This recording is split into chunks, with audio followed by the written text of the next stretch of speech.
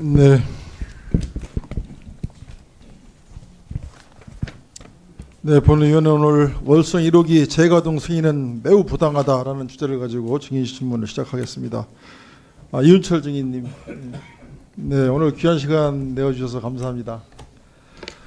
2017년 2월 7일에 서울행정법원은 월성 1호기 계속 운정 승인 무효 판결을 했습니다. 즉 월성 1호기 수명 연장은 잘못됐다라는 것인데요. 잘 알고 계시죠, 증인님? 네. 오늘 또 당시 그 잘못된 월성 1호기 수명 연장 결정으로 우리 국감장이 상당히 소모적인 논란을 계속하고 있습니다. 월성 1호기 불법적 수명 연장에 대해서 우리 증인께서는 책임감을 느끼지 않습니까? 1심 판결에 대해서 지금 말씀하시는 거죠? 네, 아닙니다. 그러니까 월성 1호기 불법적 수명 연장이 증인이 관여가 된 거 아니겠습니까? 절대 불법적이 아닙니다. 불법적이 아닙니까? 네. 그런 것 같습니다. 지금 증인께서는 지금 언론 인터뷰를 제가 보니까 여기 보니까 말이죠. 네. 이 법원이 원자력 안전법 자체를 모르고 판결한 것 같다 이렇게 말씀을 하세요. 그렇습니다. 그죠? 네? 맞습니까? 기술적인 부분에 있어서 오해가 있었던 것 같습니다. 아니 이게 법원이 그럼 이게 지금 뭐 그냥 엉터리로 판결했다는 거예요. 이렇게 그 법원을 무시합니까? 아닙니다. 네? 지금 고위공직을 지내신 분이 이 사법부에 대한 이 사회적 불신을 조장하고 있다는 이런 비평들이 있어요. 아니, 지금 그래서 항소심을 진행 중이니까 결과를 보고 말씀을 주고 있죠. 저 보십시오. 네. 여기 제가 판결문을 다 봤는데요. 판결문 보니까 이게 사실상 이제 이 증인이 결정한 이 월성 1호기 수명 연장이 잘못됐다라고 이제 판단한 근거가 크게 세 가지더라고요. 네, 알고 세 가지. 계시죠? 네. 예, 첫째가 원안이 의결 없이 실무자 전결로 월성 1호기 설비 교체를 승인한 것은 위법이다.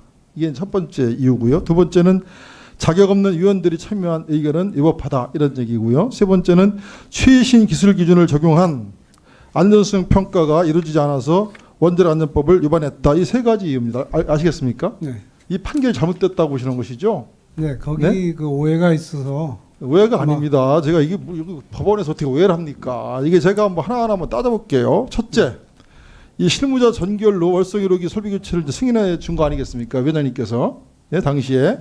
예, 근데 이 전결 형태가 위임해서는 안 되는 중요한 사항을 위임해 준 것입니다. 이 원안이 의결 없이. 그 부분이 오해가 있다는 말씀이고요. 아니 위임을 해줬는데 저한테 이게 여기 설명할 기회를 좀 주십시오.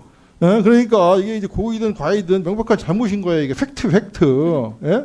이따 말씀하세요. 이제 2분 이제 남았으니까. 두 번째, 자격 없는 위원들이 참여한 의결은 위법하다는 것이거든요. 예? 여기에 이제 증인도 포함됩니다. 우리 증인께서는 원안 입법 10조 1항 5조를 위반하셨어요. 저기 이 법에 의하면 이 원자력 이용자가 수행하는 사업에 관여한 사람은 위원장은 물론이고 이 원안이 위원 자격 자체가 없는데 우리 위원장님, 이 증인께서는 2012년 12월 한수원의 원자력 정책 자문위원회 위원으로 활동하시면서 회비까지 받지 않았습니까? 이게 팩트예요, 팩트. 예? 네. 그죠? 예. 세 번째는 월성 1호기는 수면장을 결정하기 전부터 수년 전부터 끊임없이 위험성에 대한 제기가 있었어요. 이 원안위 위원들로부터 최신 기술 기준을 적용한 안전 설비가 보강되지 않은 채 월성 1호 계속 운영하면 안 된다라는 이런 지적들이 계속 있었지만 우리 증인께서 이를 묵살하고 연장 승인을 강행했습니다.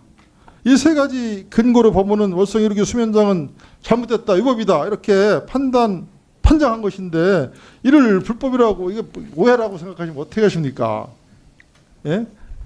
제가 그래서 답변 드릴까요? 나중에 끝나면 네, 예, 짧게 얘기해 주십시오. 짧게 안 되겠는데. 짧게 안 그래요. 그래서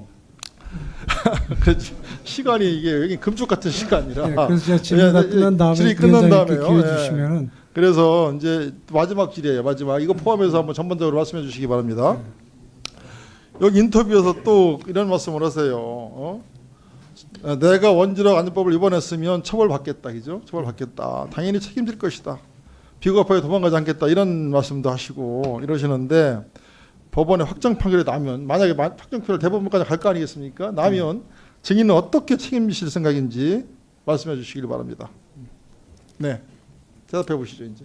답변 시작해도 네, 되겠습니까? 네, 네. 그 1심 판결에서 판단한 것이 이제 절차상의 문제를 첫 번째 들었습니다.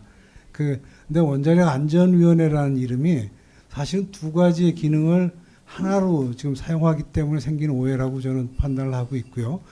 그 이유가 뭐냐면 원자력 안전위원회는 구인의 안전위원들이 운영 심의 의결하는 기구가 있고 그걸 뒷받침하기 위해서 행정을 보는 그 부서가 있습니다.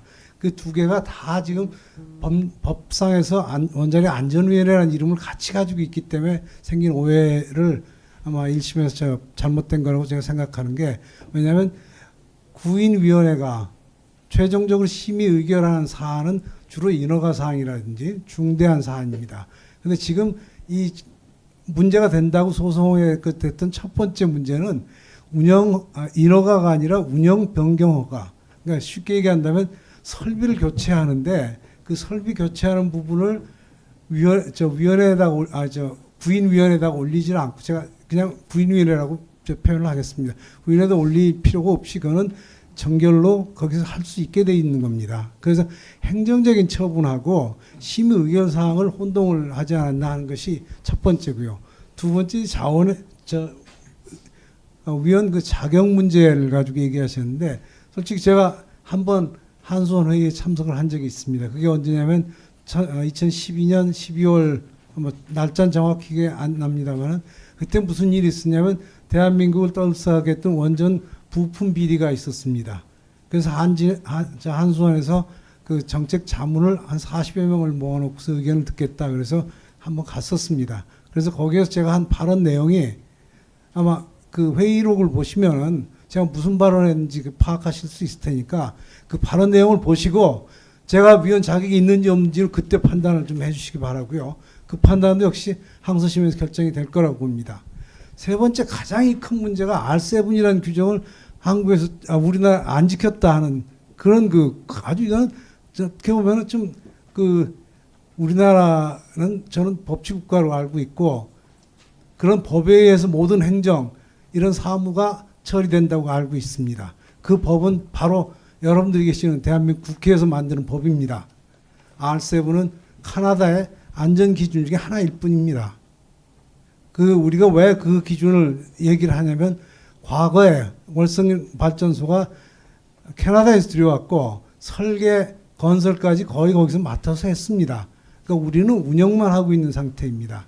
다만 이제 운영 허가 중에 나온 얘기가 그동안에 혹시 개선된 안전 기준이 없는가, 그래서 들춰냈던 것이 이제 R7이고, 그것에 대해서 우리 법에는 그런 R7이라는 말 자체가 없으니까 그 철학을 우리도 도입하고 있는가 하는 걸 충분히 검토를 해서 거기에서 확신을 가졌기 때문에 그 R7에 대해서는 별도로 언급을 안 했는데, 자꾸 얘기를 R7을 지켰냐 이러니까 저희가 답을 할 건 R7이라는 건 저희가 지킨 적이 없습니다. 다만 R7에 해당되는 그런 기본적인 철학은 다 우리 설계에 반영이 돼 있기 때문에 거기에 대해서는 굳이 중복시키지 않았고, 만일에 거기서 우려하셨던 그런 사고가 났을 경우에 어떻게 할 것이냐 하는 얘기를 하시는 분들이 계셔서 거기에 대해서 보수적인 그 해석을 해가지고 거기에 자신을 가지고 결정을 했던 것입니다. 그래서 앞으로 법원에서 어떤 판결이 나면 책임지겠느냐, 아마 제가 기술적인 기준에 대해서 법원이 저보다 더 많이 안다고 생각을 하지 않기 때문에 자신 있고요. 두 번째, 제 위원 자격에 대해서 논의가 됐을 때 제가 그 한 것이 떳떳지 않았다면 책임지겠습니다. 예, 수고하셨습니다. 예, 다음에는 이종배 의원님 질의하시기 바랍니다.